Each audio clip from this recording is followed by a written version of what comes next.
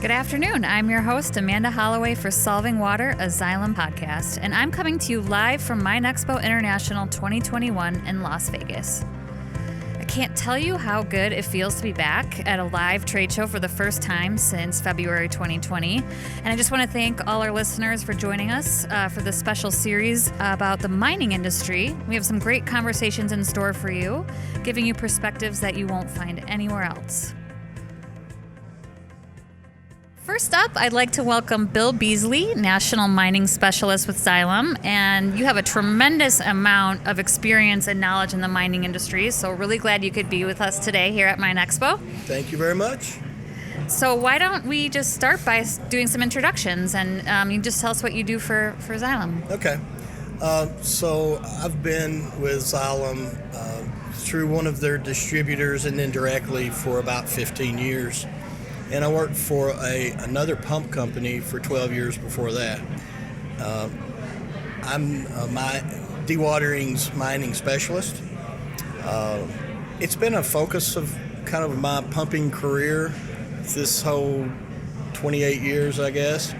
I think we all find things that maybe we understand or that we're more comfortable with, that we're better at. And as a salesperson, in dewatering, you cover so many different industries, but mining was one that I did well in. So I've enjoyed it, and I enjoy specializing on it and working with our salespeople now. We have a lot of new faces, and even older ones that maybe haven't done a lot in mining. So I work to increase their knowledge and their comfort in going into a mine and understanding what's going on. And then I also work on large projects, and I work directly with some customers as a national accounts manager.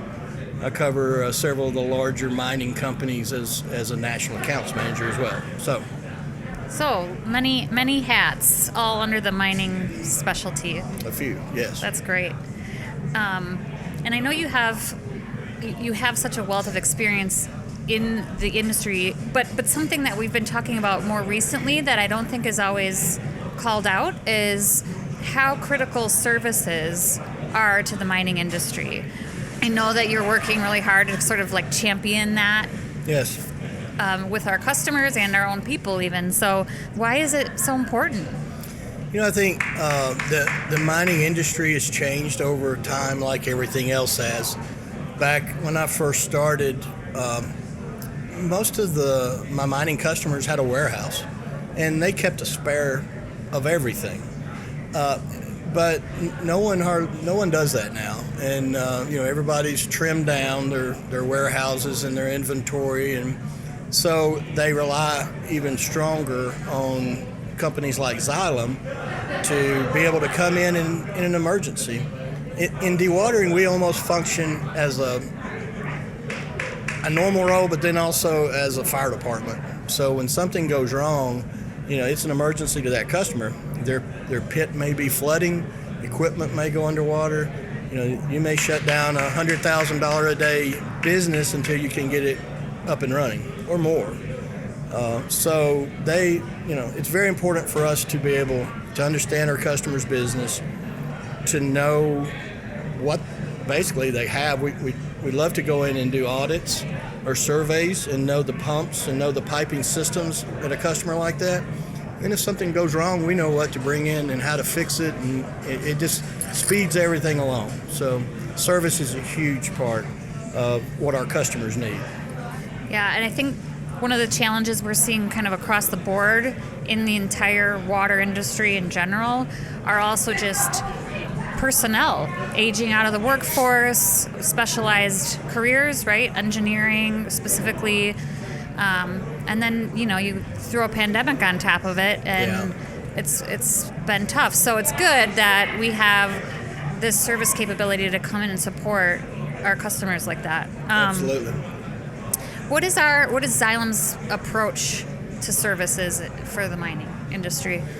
So in the dewatering part of Xylem, we have the rental fleet. So quite often we rent equipment to these customers for a temporary project for, they had 3 inches of rain they've got to move some water that they don't normally have to, so we rent equipment like that. We also sell a lot of the Xylem products directly into mines, whether it be turbine pumps from Gould's or the Godwin diesel or electric pumps, the flight submersible pumps. And then we use a lot of other product that Xylem manufactures, like MJK flow meters, some YSI equipment. So it's really, we're really learning to pull in more of our total product and see where it fits in mining. So yeah, that's our concentration. And then the service is to have knowledgeable technicians, knowledgeable field people. You know, everyone's MSHA certified, which is the federal mining safety division that, you know, so you have to be MSHA certified to even step on a mine and do work. So we handle all that. So there's a lot of training, and Xylem invests a lot in that to be able to take care of these customers. What about some recent projects that you've worked on that they prioritize service, whether it's maintenance, preventative maintenance, or some other services that they would enlist our help for? Do you have an example of a recent project that's gone well for them because of that? Sure, I do. And there's more customers that reach out needing that help. Just like you said, with the pandemic, you know, everyone's needing employees, and so people can go to work, you know, a lot easier job than mining a lot of times, and so it's difficult for them. So us being able to come in and take care of their service or the preventative maintenance. So we have a mine in Missouri that we sell a lot of turbine pumps to, and we've begun servicing all their turbine pumps above ground and underground. So those pumps don't require a tremendous amount of service, but we can come in and check for things like vibration. You know, we'll service it, we'll change the oil, we'll do the adjustments it needs done, but also we may be able to, with our factory-trained personnel out there, be able to see something that's going wrong that we can correct and save that customer from losing that pump and spending a lot more money. So they see the benefit in this, and it's going really well. That's great. Yeah. That's what we want. Yep. So I'm going to shift gears a little bit here, because what I really want to know from you is to hear about your experience in the industry over the years. Right. I'm sure you've have some great stories, and so I'd love to hear, you know, some of the, I don't know, the craziest jobs you've ever been on, or maybe the most complex, or maybe just a really cool one that you enjoyed working on. And then what are some of those takeaways that you carry with you today in your job? So I have several examples, so you can pick the one you like. But, you know, when I first started this, people in sales sometimes get kind of a bad rap. There's nothing wrong with the used car salesman, but that's the connotation. Or the salesman is trying to push something on you that you don't want or you don't need. And I've had people come up, I can never be in sales, I just can't lie like that. Well, you know, it's not what we do. Right. And it's more helping customers. I mean, it's helping people. It's helping them in their processes. Sometimes it's helping them in their careers by solving problems, which help them move up the ladder as well. So we had an interesting project at a deep underground mine where the mine had been shut down, and the owners of it, I mean, they shut it down and let it flood. So this mine is anywhere from 13 to 1,900 feet underground. And it had flooded all the way up 700 feet up. So it was so much water.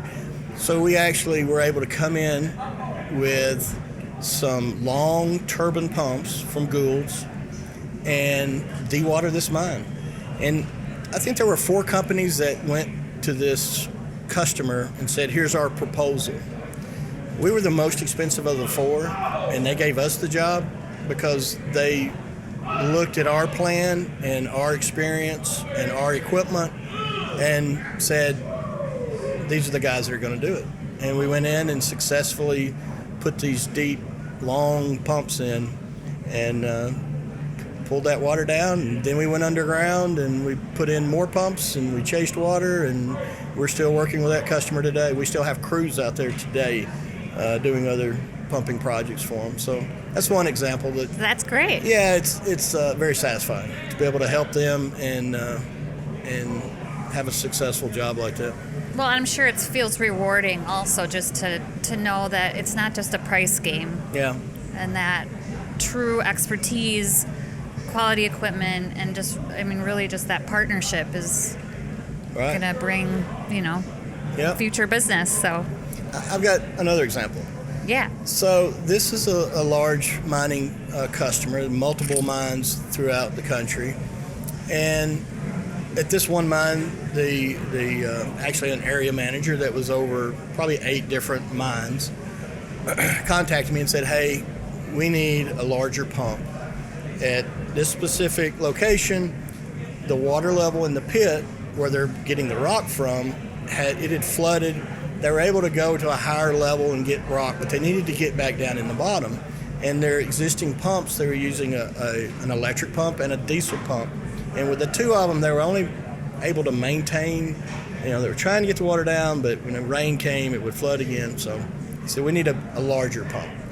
So the customer, larger pump, right? To do that, he's got to bring in a whole different power support structure, which is very expensive. The wire, the starters, everything. It's a lot of money to do that.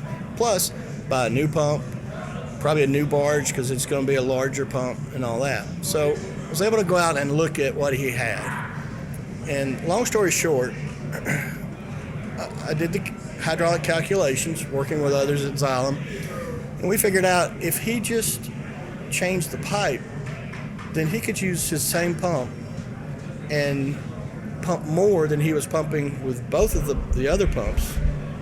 So after showing him, what we could do, he was able to pump a tremendous amount more than he could with those two pumps.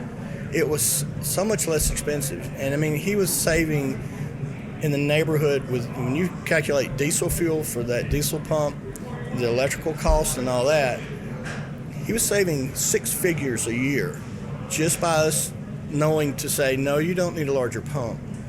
We need to change your piping. And so, and he was able to pump so much more, he didn't even have to run that pump. Once he got the water down, he doesn't have to run it all the time. So it's not, we respect our customers when they ask for something, but, in the mining field, those guys know their business, right? And all I do is pumping. So when we're able to look at something and say, yes, but what about this? And then turn that into a huge savings, and even everything all the way through the environment, So instead of running a larger motor that's going to cost them more money to operate, more money, Yeah. It's a win-win-win. So absolutely, those are the kind of things that I really enjoy. Was it just the size of the diameter Yes. of the pipe? Really? Yep. Interesting. Yep. So he had individual pipes for the diesel pump and for the turbine pump he was using. And by increasing the size of the pipe, we lowered the friction loss, which is the same thing as having to pump higher, called head.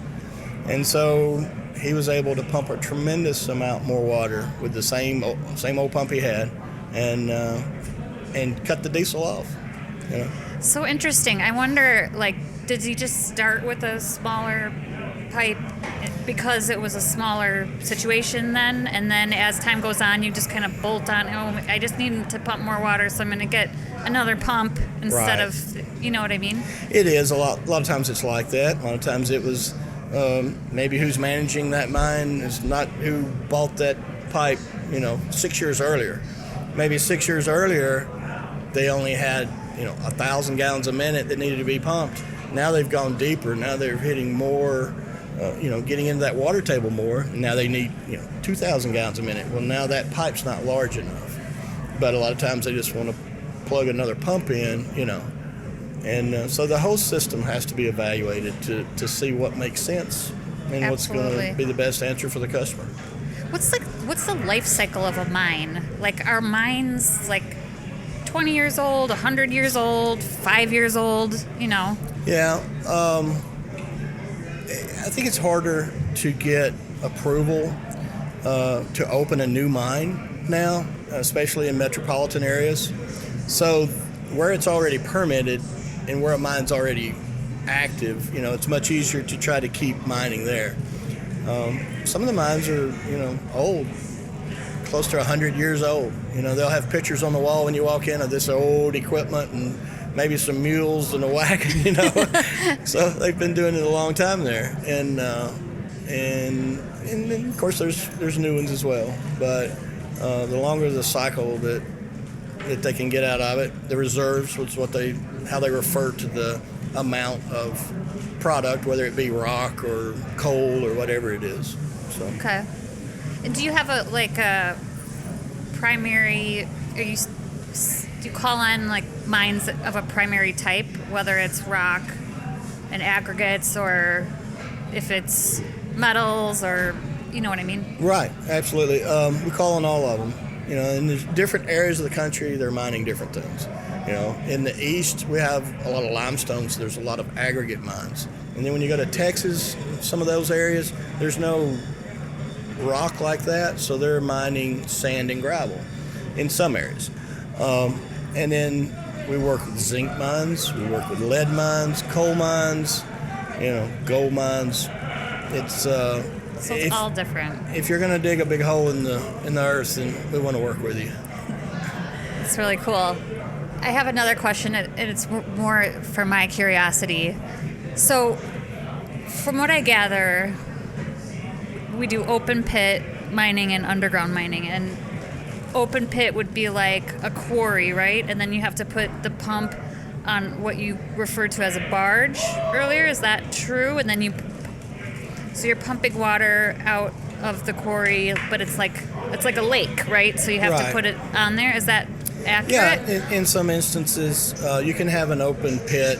It can be a coal mine, or it could be an aggregate mine, and some other metals. But quite often, the water's going to drain to some area, and so at that area you'll have a sump. You'll dig that area deeper, and the customer, maybe the best answer is to have a big pump sitting on the bank with a suction line going off in the water.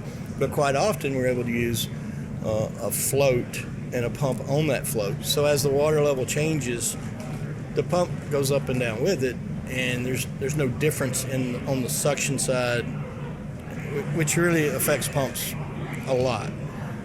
So quite often it's easier to do it that way, and we build the barges, and we build obviously the pumps, and we can do anything from sell the customer and deliver it, or we can come in and do a turnkey installation, put the pipe in, install everything. So.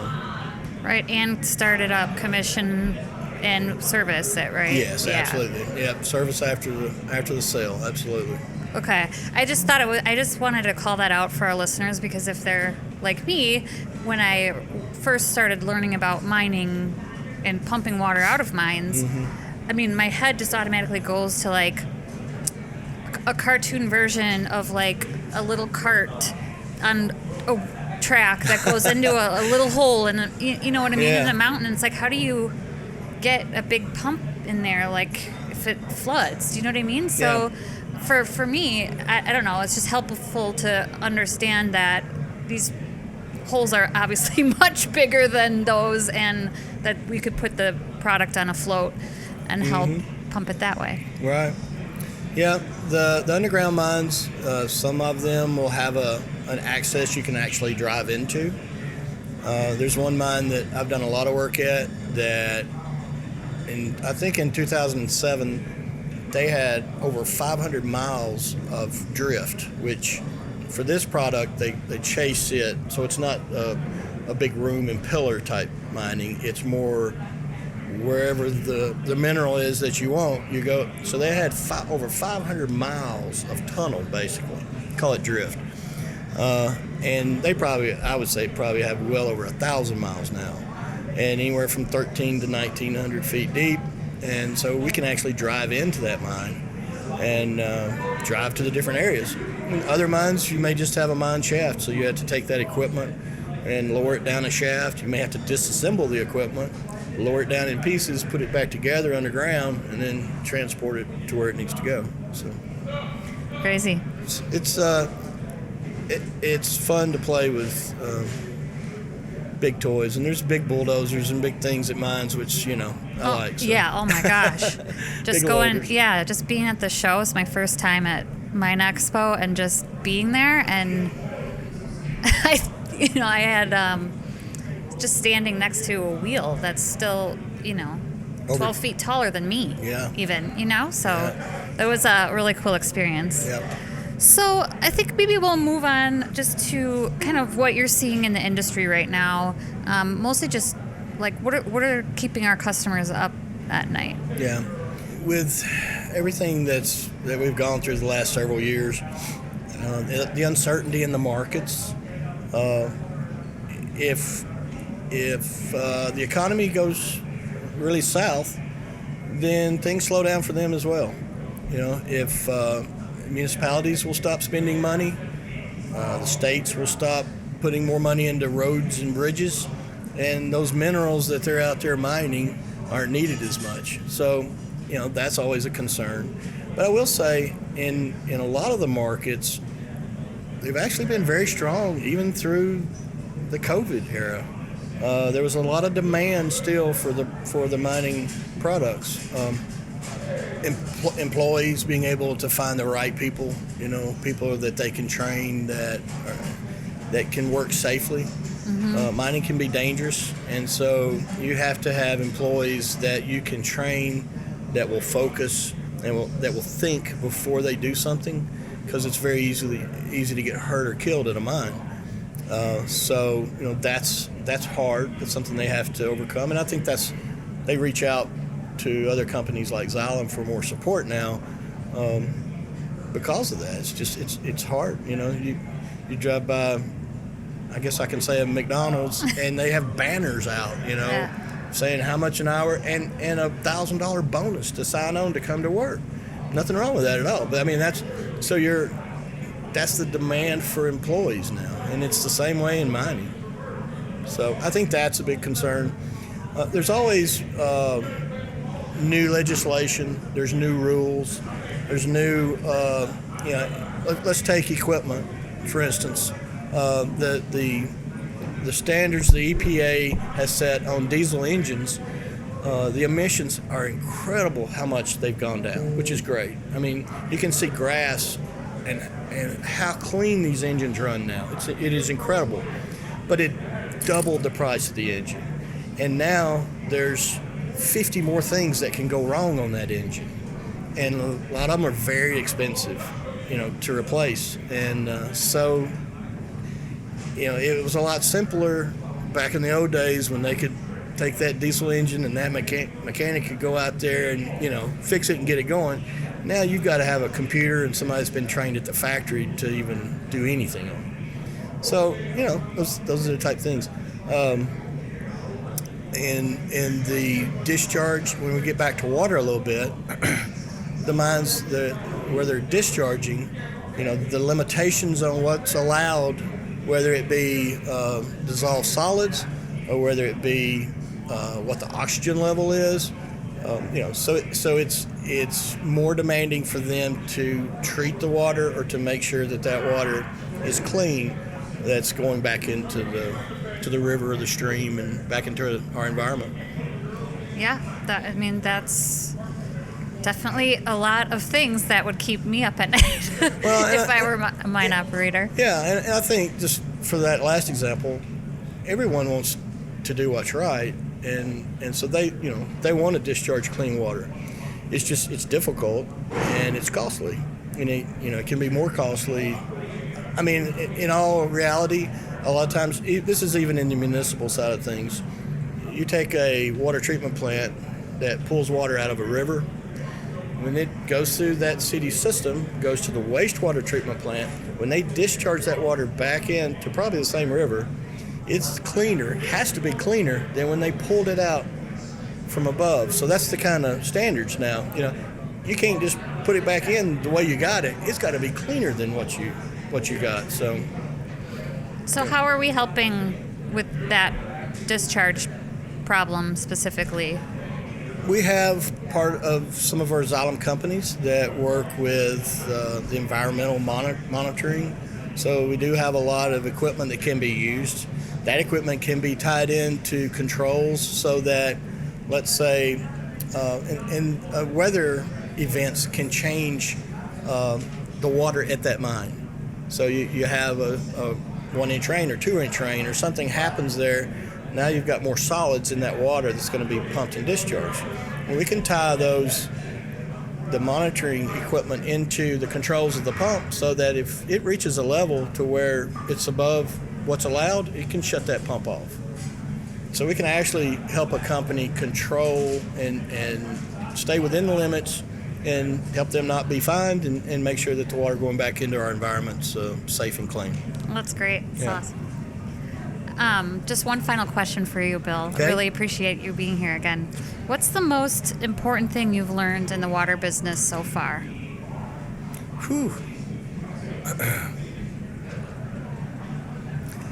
I guess I would just go back to taking care of customers and the service side of things. You know, we build the highest quality equipment, and being able to have the service technicians, the salesman that's going to answer that phone at 2 o'clock in the morning when something's gone wrong, and then being able to get those guys out of bed, jump in a truck and go fix what's happened. You know, those are the kind of things that I think set us apart.